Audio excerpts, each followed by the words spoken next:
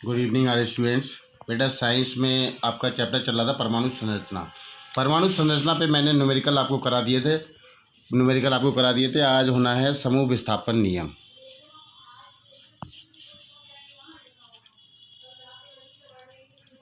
समूह विस्थापन नियम। समूह विस्थापन नियम, ठीक है। समूह विस्थापन नियम क्या है? किसी तत्व में से एक अल्फा कण उत्सर्जित होने पर, किसी तत्व में से एक अल्फा कण उत्सर्जित होने पर परमाणु क्रमांक में 2 इकाई की कमी होती है, ठीक है। परमाणु क्रमांक में 2 इकाई की कमी होती है और परमाणु भार में 4 इकाई की कमी होती है। घटाइए तो क्या हो जाएगा? इसका नया परमाणु भार कितना होगा बेटा? 92 माइनस 2 बराबर 90। और इसमें से 160 है, इसमें से एक अल्फा कण निकलेगा तो परमाणु भार में 4 की इकाई कमी हो जाएगी तो 164। अब इसी प्रकार से इसमें से एक बीटा कण उत्सर्जित होगा तो इसका मतलब क्या हुआ? किसी तत्व के परमाणु क्रमांक में से एक अल्फा कण उत्सर्जित होने पर परमाणु क्रमांक में 2 इकाई की कमी होती है तथा परमाणु भार में 4 इकाई की कमी होती है, ठीक है बेटा। परमाणु भार में 4 इकाई कमी होती है तो 2 परमाणु क्रमांक इसमें कम होगा तो कितना रह गया? 90। और 4 परमाणु भार में कम होगा तो 164। अब परमाणु क्रमांक, ये नया तत्व C बना, इसमें से एक बीटा कण उत्सर्जित होने पर परमाणु क्रमांक में 1 की वृद्धि हो जाती है, यानी 1 प्लस हो जाता है तो कितना हो जाएगा? 91। और परमाणु भार में कोई परिवर्तन नहीं होता है। इसी प्रकार से अब माइनस के 2 अल्फा यदि हम निकालते हैं, एक अल्फा का निकाला तो परमाणु क्रमांक में 2 की कमी हुई और परमाणु भार में 4 इकाई की कमी हो गई तो नया परमाणु क्रमांक कितना हो गया? 90। और परमाणु भार कितना हो गया? 164। अब इसमें से एक बीटा कण उत्सर्जित हुआ तो परमाणु क्रमांक में 1 इकाई की वृद्धि हो जाती है, परमाणु भार में कोई परिवर्तन नहीं होता है। बेटा यही समूह विस्थापन नियम है, ठीक है। अब इसमें से 2 अल्फा हमें उत्सर्जित होने हैं तो 2 अल्फा, एक अल्फा कण निकलने पर परमाणु क्रमांक में 2 की कमी होती है तो 2 अल्फा निकल रहा है तो 2 दूनी 4 की कमी हो जाएगी तो परमाणु क्रमांक वो डी के क्या हो जाएगा? परमाणु क्रमांक 87, ठीक है। और परमाणु भार में एक अल्फा कण निकलने पर 4 की कमी होती है तो 2 अल्फा कण निकलने पर 8 की कमी हो जाएगी तो 156। समझ में आ गया? अब इसी प्रकार से इसमें से 2 बीटा कण उत्सर्जित हो रहे हैं तो परमाणु क्रमांक ई, ABCDE।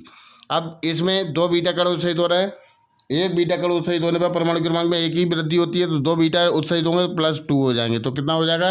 89। और परमाणु भार में कोई परिवर्तन नहीं होता यानी 156।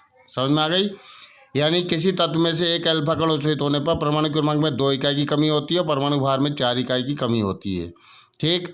उसी प्रकार एक बीटा कण उत्सर्जित होने पर परमाणु क्रमांक में 1 इकाई की वृद्धि हो जाती है, परमाणु भार में कोई परिवर्तन नहीं होता है। इसमें से 2 अल्फा निकल रहे हैं तो परमाणु क्रमांक में 2 दूनी 4 कम हो जाएंगे और इसमें परमाणु भार में 8 कम हो जाएंगे। इसमें से 2 बीटा कण उत्सर्जित हो रहे हैं तो परमाणु क्रमांक में 2 इकाई की वृद्धि हो जाएगी और परमाणु भार में कोई परिवर्तन नहीं होगा, ठीक है। अब इसी प्रकार से मैं इक्वेशन दे रहा हूँ 5, इनको आप पूरा करोगे।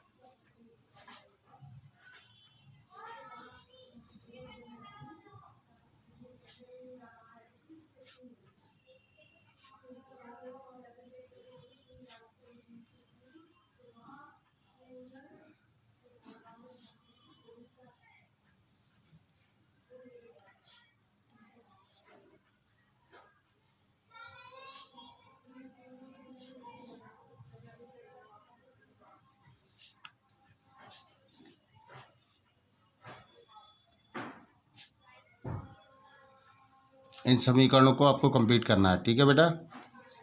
समूह विस्थापन नियम मैंने आपको बता ही दिया।